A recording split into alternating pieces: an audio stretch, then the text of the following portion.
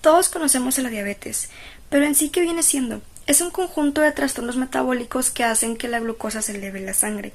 También tenemos conocido como hiperglucemia. Esto sucede debido a que el cuerpo tiene problemas para desarrollar una suficiente cantidad de insulina o puede ser para usarla correctamente. Incluso pueden ser ambas. La insulina en sí es una hormona producida por las células betas del páncreas. Su función esencial es regular el azúcar en la sangre. Si la insulina no funciona bien, lo que sucede es que la glucosa se acumula en la sangre en lugar de entrar a las células. En sí, la hiperglucemia a largo plazo puede afectar el metabolismo de carbohidratos, grasas, proteínas y daña órganos importantes como lo que vienen siendo riñones, nervios, ojos, el corazón y vasos sanguíneos. Esta enfermedad ha agarrado proporciones ya globales y representa un problema de salud debido a su alcance, su prevalencia y las complicaciones que lleva. Su clasificación se divide en tres. A la diabetes mellitus tipo 1. En este caso es que el sistema inmunológico destruye las células beta del páncreas, es decir, que causaría una falta total de insulina. Y si no se trata, esto conlleva a una condición grave llamada cetoacidosis. Aquí también existe otra forma que es idiopática, en la que no hay anticuerpos. Y también tenemos lo que viene siendo la diabetes mellitus tipo 2, que viene siendo incluso más común. Generalmente está ligada a la obesidad, y este tipo de problema va desde una resistencia a la insulina hasta una falta de producción total de esta hormona. También existe lo que es la diabetes mellitus gestacional. Esta es la que vemos en el embarazo, como su nombre lo dice, y aquí es donde se ve como una intolerancia a la glucosa por primera vez, claramente durante el embarazo.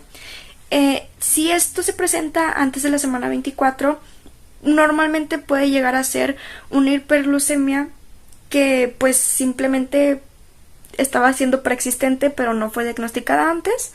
Otros tipos específicos también viene siendo la diabetes secundaria a problemas genéticos de las células beta, enfermedades pancreáticas y trastornos hormonales.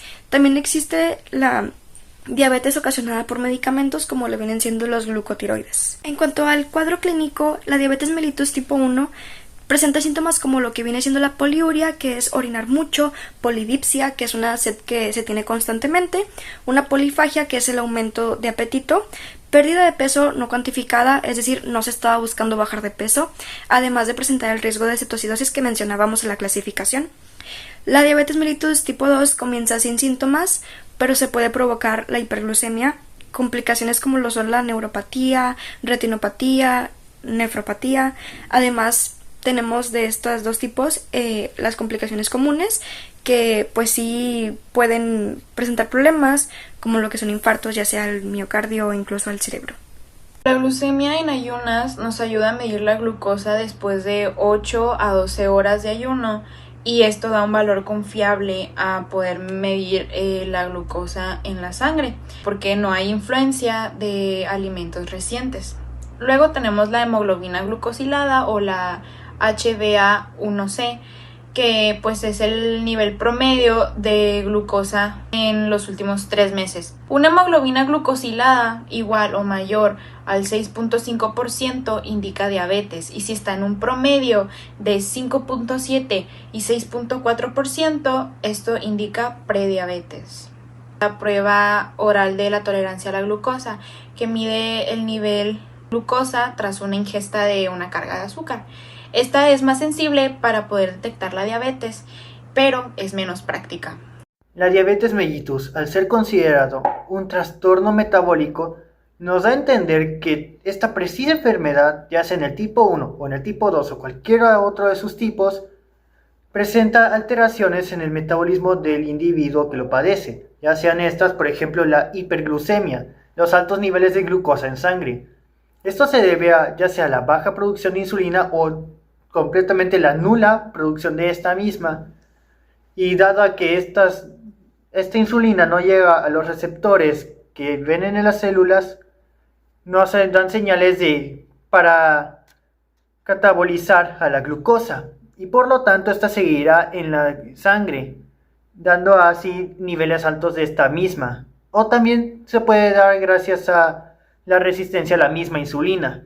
También podemos presentar casos de dislipidemia o hiperlipidemia. En la dislipidemia podemos contar con la alteración de los niveles de lípidos como tal en la sangre, ya sean como el colesterol, dando lugar a la hipercolesterolemia o los trigliceroles.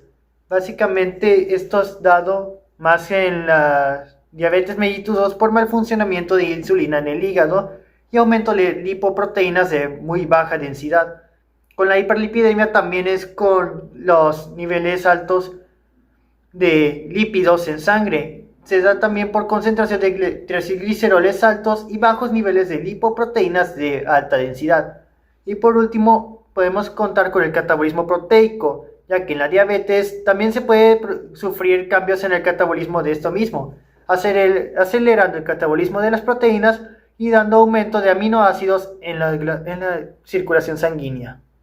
La insulina es una hormona que es producida por el páncreas y la principal función de la insulina es ayudar a que la glucosa llegue a todas las partes correspondientes del cuerpo para que se pueda usar como energía. Pero en la diabetes este proceso se ve afectado. En la diabetes tipo 2 el cuerpo no produce suficiente insulina o el cuerpo no responde bien a ella, las células no responden bien a la insulina y por esto se llama resistencia a la insulina, que es clave en la diabetes tipo 2. En la diabetes tipo 2 hay una señalización de la insulina como alteraciones en receptores y proteínas que hacen que la glucosa no entre a las células de forma adecuada.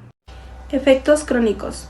La diabetes, si no se controla adecuadamente, puede llegar a una serie de complicaciones crónicas que afectan a diversas partes del cuerpo. Entre estos efectos crónicos, los más comunes son los siguientes. Primero, la retinopatía diabética. Esta se debe al daño de los vasos sanguíneos de la retina, lo que compromete la visión. En casos muy avanzados puede llegar a la ceguera si no se aplica un tratamiento adecuado. Y tenemos también la nefropatía diabética. La diabetes es una de las principales causas de insuficiencia renal. El daño progresivo a los riñones por niveles de glucosa elevados en sangre puede culminar en tratamiento con diálisis o trasplante renal. La neuropatía diabética se debe al daño de los nervios periféricos, especialmente en extremidades. Los pacientes refieren síntomas como dolor, entumecimiento, pérdida de sensibilidad, lo que incrementa el riesgo de tener úlceras, infecciones y amputaciones. Las enfermedades cardiovasculares. La diabetes incrementa significativamente el riesgo de tener patologías cardiovasculares, tales como infartos al miocardio, accidentes cerebrovasculares, arteriosclerosis, que es endurecimiento de las arterias. Esta es una de las principales causas de mortalidad de las personas con diabetes. Y tenemos el pie diabético. Este es debido a la neuropatía diabética y a que no hay suficiente circulación en las extremidades. Los pacientes con diabetes pues son los más susceptibles a tener esta enfermedad y puede llegar a una amputación en casos muy severos, o también puede tener un tratamiento.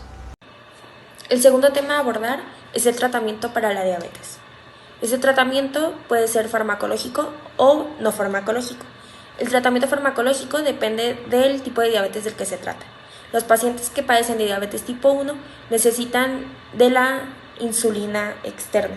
Esta insulina se puede administrar de manera inyectada, como es la manera más convencional, y otras maneras menos convencionales lo pueden ser como la insulina inhalada.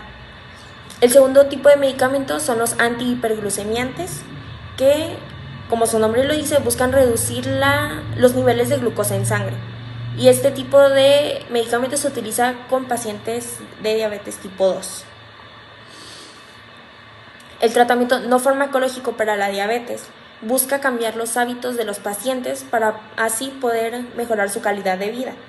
Ese tratamiento se utiliza para ambos tipos de pacientes, pero no puede ser exclusivo para los pacientes que padecen diabetes tipo 1, ya que ellos necesitan de la administración externa de insulina. Pero sí puede ser el único tratamiento que se utilice para los pacientes que padecen de diabetes tipo 2.